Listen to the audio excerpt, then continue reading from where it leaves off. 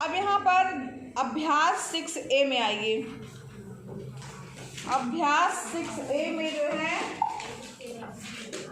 6A, ठीक है। अभ्यास 6A में हमने इसके सवाल जो है वो 1, 2, 3, 4 वाले जो है ये इसके जोड़, घटाना, गुणा, भाग वाले सब किए हैं, कर चुके हैं ना, जिसमें गायब संख्या जो प्राप्त करनी थी। अब यहाँ पर दूसरा नंबर का क्वेश्चन है, याद कीजिए जो दी गई संख्या है कौन सी संख्या 3 से विभाजित नहीं है। अब मान लीजिए हम दूसरे का क्वेश्चन का हम एक संख्या लेके चल रहे हैं, कौन सी संख्या लेके चल रहे हैं 828। अब 828 आपको देखना है कि क्या है, 3 से विभाजित है कि नहीं। तो 3 से विभाजितता का नियम क्या है, कौन बताएगा। 3 से कोई संख्या 3 से विभाजित होगी कि नहीं, बस 3 ही लोग बता पा रहे हैं। 3 से विभाजितता का नियम बताओ। इसको अलग अलग करके प्लस करके उसमें का जो आंसर आए उसको देखना है कि 3 के टेबल में। पुष्पांजलि तुम बताओ।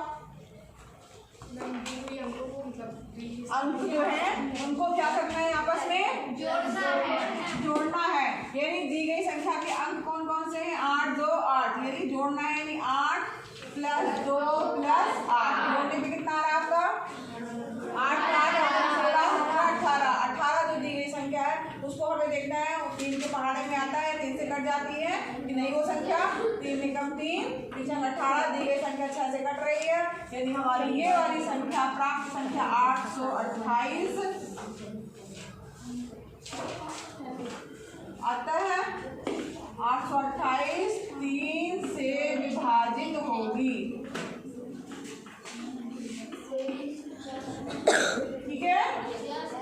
इसी तरीके से इसके और जो है संख्याएं दी हुई हैं उनको आप निकाल लीजिएगा कि कौन सी संख्या 3 से विभाजित है और कौन सी नहीं है, ठीक है। अगर एक चीज़ इसमें एक और मान लीजिए लेके चल रहे हैं 2, 3, 4, 0, 2, 3, 4, 0, फटाफट इसके अंकों को आपको जोड़ना है। 2 + 3 + 4 + 0 क्या हो गया 9। अब 9 को देखना है 3 से विभाजित है 9, यानी कि दी गई संख्या है 2, 3, 4, 0 3 से विभाजित होगी, ठीक है। और अगर नहीं विभाजित होगा ये जोड़ तो वो संख्या भी 3 से विभाजित नहीं होगी, ठीक है। यहाँ उत्तर आप अलग से लिख दीजिएगा। ये भी आपका सवाल है, इसका दूसरा निकाल लेंगे इस तरीके से। अब इसके बाद देखिए नेक्स्ट है चौथा क्वेश्चन आपका, नहीं इसी में देखिए आपको ज्ञात करना कौन सी संख्याएं 9 से विभाजित हैं। तो 9 से विभाजितता के लिए भी यही देखेंगे। मान लीजिए पहला हमने लिया, अब यहाँ पर पहले यही 828 है, हमको को हमने जोड़ा और देखा कि जोड़ने पे प्राप्त क्या हो रहा है 18। अब यहाँ पर देखिए जोड़ने पे प्राप्त हो रहा है आपको 18, ठीक है। इसको अब यहाँ 18 को देखेंगे 9 से विभाजित है कि नहीं, तो 9 की टेबल में आता है 9 × 9 9 दूनी 18, 2 प्राप्त हो रहा है, 9 से विभाजित हो जा रहा है। इसके बाद इसका क्या मतलब हुआ, दी गई संख्या 9 से विभाजित है, ठीक है। समझ में आ रहा है, विभाजित होगी, ठीक है। अब यहाँ पर इस संख्या को भी हम चेक कर लेते हैं 2, 3, 4, 0। अब 2, 3, 4, 0 को हमने जोड़ा, जोड़ने के बाद क्या आया 9 जोड़ने के बाद आया तो 9 जो है 9 से विभाजित है, 9 × 9 होता है, यानी हमारी ये दी गई संख्या क्या होगी आपकी 9 से विभाजित होगी। समझ में आ रहा है। सेम यही जो प्रश्न दूसरे नंबर पे दिए हैं, संख्याएं दी हैं, उसी को देखना है 9 से विभाजित है कि नहीं। ये तीसरा क्वेश्चन था आपका। चौथा प्रश्न है आपका, निम्नांकित संख्याओं में से 7, 11 और 13 से विभाज्य संख्याओं को छांटकर अलग कीजिए। तो यहाँ पर आपको करना है, यहाँ पर संख्या दी हुई है, मान लीजिए आपकी 329, 623, ठीक है। कौन सा क्वेश्चन है ये, चौथा क्वेश्चन है। 329 और 623, ठीक है। अब यहाँ पर जो दी गई संख्या है इसको हम कैसे करेंगे, शॉर्टकट तरीका मैंने बताया है। आपको क्या करना है, ट्रिक बना लेना। ट्रिक बनाया, एक ट्रिक बनाई, एक नंबर पर ट्रिक बनाया, ये दूसरे नंबर पर ट्रिक बनाया, ठीक है। ये सम है, सॉरी ये क्या है, ये सम, और ये क्या है, सम। अब यहाँ पर हमें करना क्या है, करना क्या था, क्योंकि दो ही है तो क्या करना है, इसमें सम वाले में से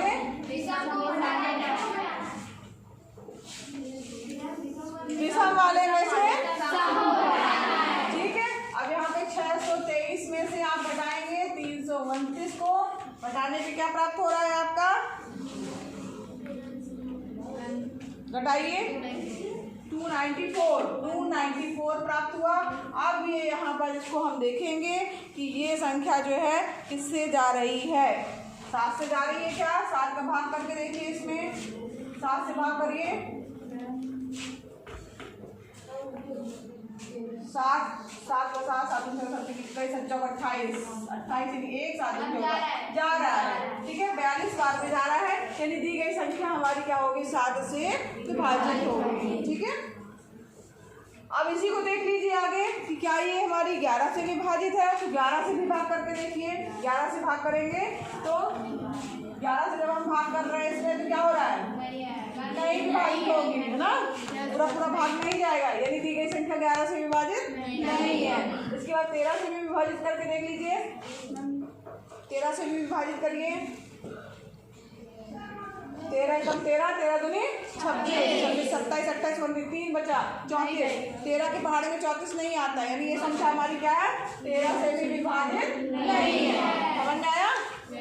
इसी तरीके से इसके सवालों को करना है। अब इसी में और भी आपको मान लीजिए कोई संख्या ऐसी जैसे मान लीजिए दी है 63,271, 63,271। अब यहाँ पर हमने बताया ट्रिक बनाना, एक ट्रिक तो बन गया, अब दूसरा ट्रिक नहीं बना तो हमें क्या करना है, यहाँ पर अब इसमें भी यही करना है, आपको घटाना है 200, ये 1 है 2 नंबर पे आया, यहाँ पर 271 में से क्या घटाना है, 63 घटाएंगे, कितना आ रहा है, घटाने के बाद क्या आ रहा है, घटाइए 208। 208 जो आया आपका, इस पे भाग करके देखिए, 7 से जा रहा है क्या, 7 से भाग करिए, 7 के साथ 7 बचे 6 और 68 नहीं जा रहा, 7 से नहीं जा रहा है, यानी 7 से भाग नहीं जाएगा इसमें। 7 के बाद 11 से देखिए, 11 से भी नहीं जाएगा, 13 से देखिए, 13 से भाग करके देखिए,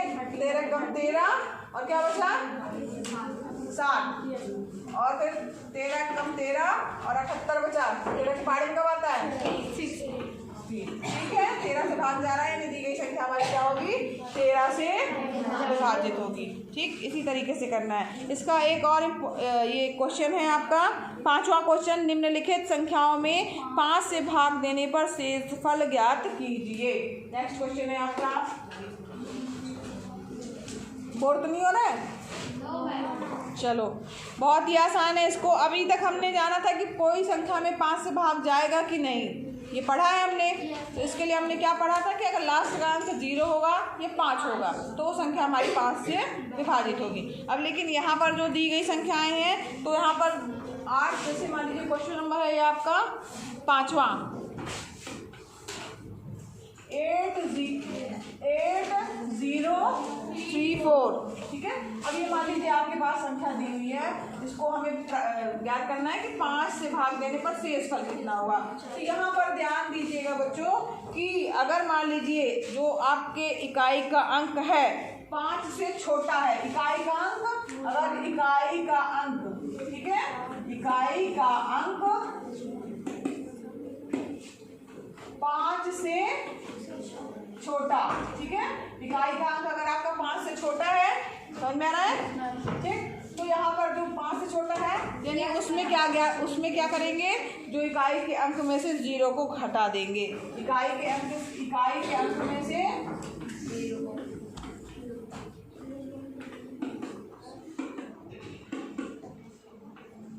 या जो भी अंक है मान लो वही आएगा आपका आंसर, ठीक है, शेषफल, वो शेषफल प्राप्त होगा।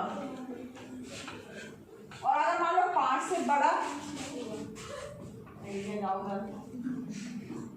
अगर 5 से बड़ा है तो 5 से बड़ा, अगर मान लीजिए बड़ा है तो आपको क्या करना है, तब उसको जो दिया गया अंक है, ठीक है, तो इकाई का जो अंक होगा उसमें 5 घटाएंगे। इकाई का अंक -5, ठीक है, समझ में आया। और जो भी प्राप्त होगा वो क्या होगा, आपका शेषफल होगा। समझ में आ रहा है ये? Yes ma'am. तो यहाँ पर हम देखेंगे इकाई का अंक क्या है, 4। 4 क्या है, वो 5 से छोटा है। अब यहाँ एक चीज और ध्यान दीजिए, 5 या 5 से बड़ा, 5 या यानी 5 भी हो सकता है और 5 से बड़ा भी हो सकता है। 5 से छोटा है यानी हमारा शेषफल क्या होगा, इसमें जो है शेषफल क्या होगा, शेषफल इक्वल टू क्या आ जाएगा, 4। यानी 4 - 0 करेंगे यानी कितना आ गया, 4। अब दूसरी संख्या आप एक और लेके चलते हैं हम,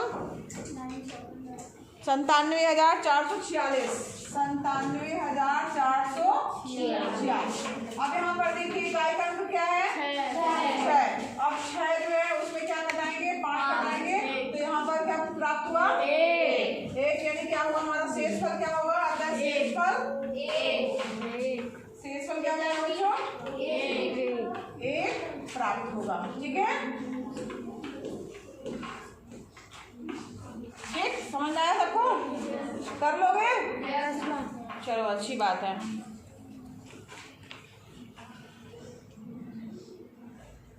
ठीक है, लगभग इसके सवाल हम लोग कर लिए हैं।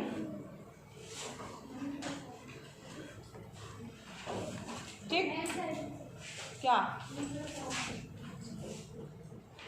ये प्रश्नावली देखो यही खत्म हुई, इतने ही सवाल लगा लेना बहुत है। इसके बाद कल से हम नया चैप्टर चालू करेंगे, युगपत समीकरण।